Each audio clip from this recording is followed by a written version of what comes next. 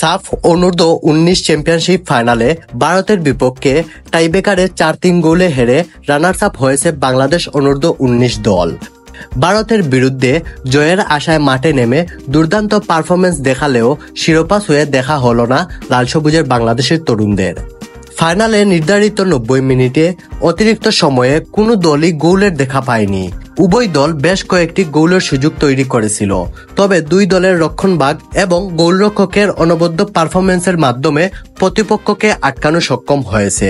শেষ পর্যন্ত ম্যাচটি গড়ালো টাইব্রেকারে ভারত 4-3 গোলের ব্যবধানের জয় নিশ্চিত করে শিরোপা উঁচিয়ে ধরেছে।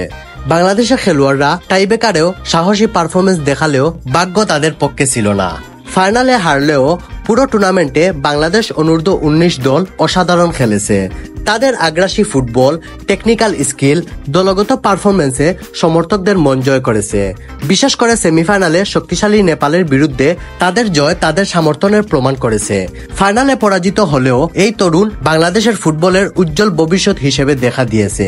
তাদের এই পারফরমেন্সে ভবিষ্যতে জাতীয় দলের জন্য শক্তিশালী ভিত্তি তৈরি করবে। বাংলাদেশ অনূর্ধ্ব-19 দলের কোচ ও অধিনায়ক ম্যাচ শেষে জানিয়েছেন তারা দল হিসেবে ভালো খেলেছে এবং ভবিষ্যতে আরো শক্তিশালী হয়ে ফিরবে। সমর্থকরাও আশাবাদী এই তরুণ দলটি তাদের অভিজ্ঞতা কাজে লাগিয়ে ভবিষ্যতে শিরোপা জয়ের স্বপ্ন পূরণ করবে।